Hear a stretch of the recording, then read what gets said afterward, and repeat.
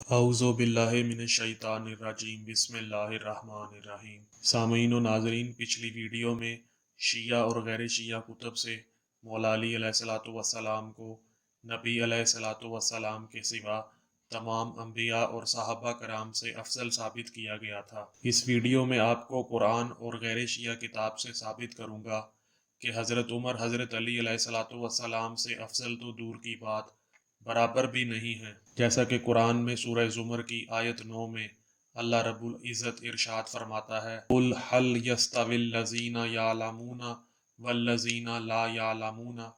यानी अल्लाह फरमाता है कि क्या जानने वाले और ना जानने वाले बराबर हो सकते हैं। और सामीन, अब मैं आपके सामने गैर शिया किताब वाक़ियात इस्लाम का इंसाइक्लोपीडिया से एक हवाला पेश करने लगा हूँ, जो मोहम्मद हुसैन गोहर ने तालीफ की है, और ये नज़रिया पाकिस्तान अकादमी उर्दू बाज़ार लाहौर से छपी है। सफ़ा इसका 599 है। इसमें लिखा है कि सिब्त इब्न जोज़ी ने अपनी किताब तज़किरतुल ख़वास में लिखा है कि हज़रत उमर फ़ारूक ने ये बात कब कही कि मैं ऐसी मुश्किल से खुदा की पनाह चाहता हूँ जिसके हल करने के लिए अबुल हसन मेरे पास ना हो।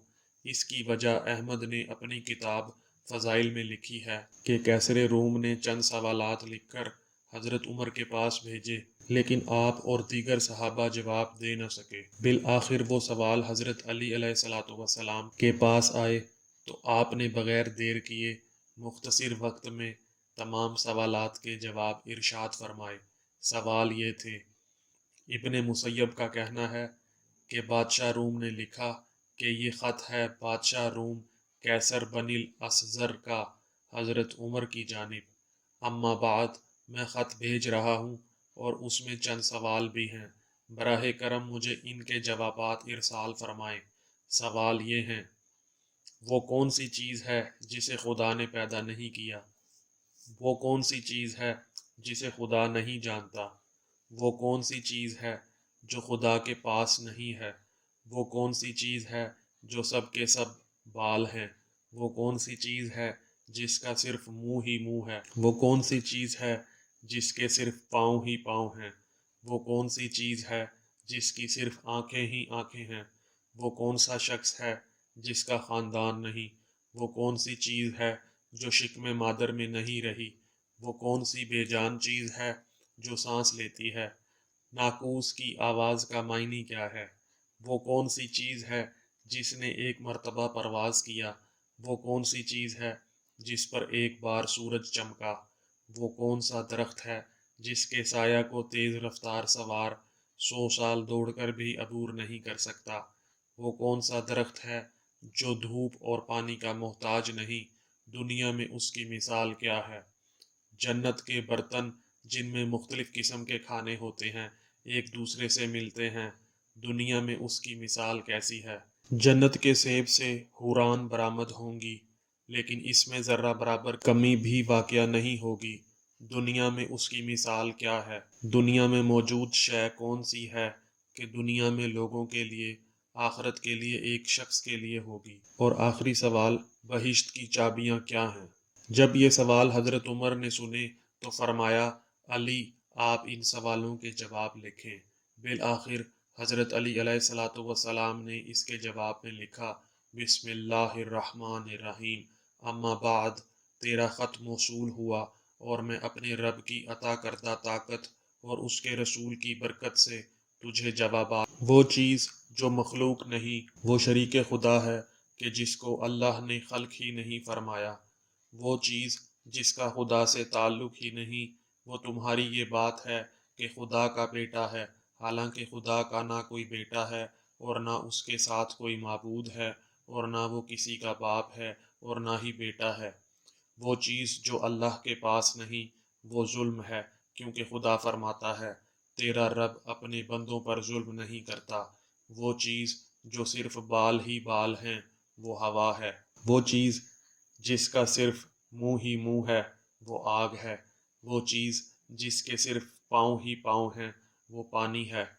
वो चीज़ जिसकी सिर्फ आंखें ही आंखें हैं, वो सूरज है। वो शख्स जिसका कोई ख़ानदान नहीं, वो सिर्फ हज़रत आदम अलैहिस्सलाम अबुल बशर हैं। वो चीज़ें جو شکم مادر میں نہیں رہیں 5 ہیں۔ پہلے آدم علیہ السلام، دوسرے حوا علیہ السلام، تیسری حضرت اسماعیل علیہ السلام کی قربانی کا دمبا، چوتھا حضرت موسیٰ علیہ السلام کا عصا، اور 5ویں حضرت صالح علیہ السلام کی اونٹنی۔ وہ بے جان چیز جو سانس لیتی ہے وہ صبح ہے۔ ناقوس کی آواز کے معنی یہ ہیں کہ حق ہے، حق ہے، ٹھہرو، ٹھہرو، خدا عادل ہے اور وہ سچا ہے۔ کوہ طور پر وہ پرندہ جس نے 1 مرتبہ پرواز کی، اور وہ زمین جس پر سورج 1 مرتبہ چمکا، دریائے نیل کی وہ زمین ہے جہاں حضرت موسیٰ علیہ السلام نے عصا مار کر راستہ بنایا تھا، اور وہ درخت جس کے سایہ کو تیز رفتار 100 سال میں بھی عبور نہیں کر سکتا، وہ شجرہ طوبہ ہے جس کی شاخیں جنت کے ہر محل میں پہنچی ہوئی ہیں، اور دنیا میں اس کی مثال سورج ہے کہ جس کی کرن ہر گھر میں پہنچتی ہے اور تمام زمین اس کی روشنی سے منور ہوتی ہے۔ وہ درخت جو پانی کے بغیر اگا وہ درخت ہے جو حضرت یونس علیہ السلام کے لیے پیدا ہوا۔ اللہ نے فرمایا، ہم نے نبی کے لیے کدو کا درخت پیدا کیا، اور جنت کے برتن میں مختلف اقسام کے انعامات ہوں گے، وہ ایک دوسرے میں مخلوط نہ ہوں گے۔ اس کی مثال دنیا میں مرغی کے انڈے کی سی ہے کہ جس میں سفید اور زرد دونوں پانی موجود ہیں لیکن ایک دوسرے سے ملتے نہیں ہیں۔ اور سیب جنت سے حور برآمد ہوگی لیکن نصیب میں کمی نہ آئے گی۔ اس کی مثال یہ ہے جیسا کہ سیب سے کیڑا نکلتا ہے لیکن اس میں کمی واقع نہیں ہوتی۔ اور وہ چیز جو دنیا میں مومن اور کافر کے لیے یکساں ہے لیکن آخرت میں وہ صرف مومن سے مخصوص ہوگی، وہ کھجور کا میوہ ہے جسے آخرت میں صرف مومن ہی کھائیں گے، جبکہ دنیا میں اسے مومن اور کافر دونوں کھا رہے ہیں۔ اور جنت کی چابیاں کلمہ توحید ہے، لا الہ الا اللہ محمد الرسول اللہ۔ تو سامعین، لکھا ہے کہ ابن مسیب کا بیان ہے کہ خط بادشاہ روم کو ملا، پڑھ کر کہنے لگا، خدائے واحد کی قسم، یہ جوابات خاندان رسالت سے ہی مل سکتے ہیں۔ پھر پوچھا، یہ جواب کس نے دیے ہیں؟ تو ایلچی نے بتایا کہ رسول خدا صلی اللہ علیہ وآلہ وسلم کے چچا زاد حضرت علی ابن ابی طالب علیہ السلام نے دیے ہیں۔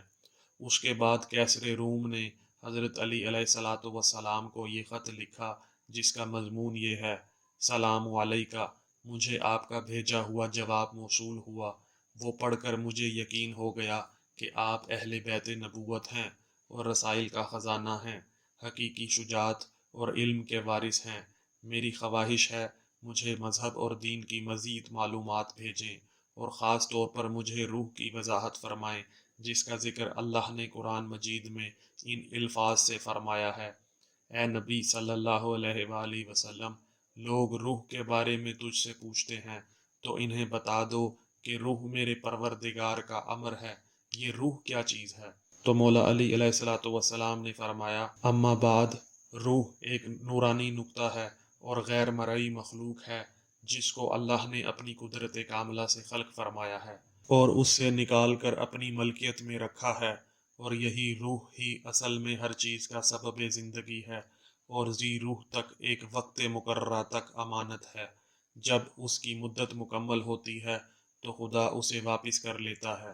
تو جی سامعین، آپ نے ملاحظہ کیا کہ حضرت عمر کے پاس جب یہ سوالات کی فہرست آئی تو حضرت عمر اس کے جواب دینے سے قاصر تھے، یعنی حضرت عمر ان سوالات کا جواب نہیں دے سکے، یعنی حضرت عمر یہ نہیں جانتے تھے، اور انہوں نے یہ کیس حضرت علی علیہ السلام کو ریفر کیا، اور مولا علی علیہ السلام نے بغیر دیر کیے ان سوالات کا جواب دیا۔ تو سامعین، یہی اللہ پاک قرآن میں فرما رہا ہے کہ کیا جاننے والے اور نہ جاننے والے برابر ہو سکتے ہیں؟ بالکل نہیں ہو سکتے۔ تو جب حضرت عمر برابر نہیں ہو سکتے تو افضل کیسے ہو سکتے ہیں؟ تو سامعین، سوچنے والوں کے لیے اس میں نشانیاں ہیں۔ تو سامعین، اگر آپ کو ویڈیو پسند آئی ہو تو ویڈیو کو لائک کریں، اور اگر آپ نے ابھی تک چینل کو سبسکرائب نہیں کیا تو چینل کو سبسکرائب کر لیں تاکہ آپ کو بعد میں آنے والی ویڈیوز ملتی رہیں۔ السلام علیکم ورحمۃ اللہ وبرکاتہ۔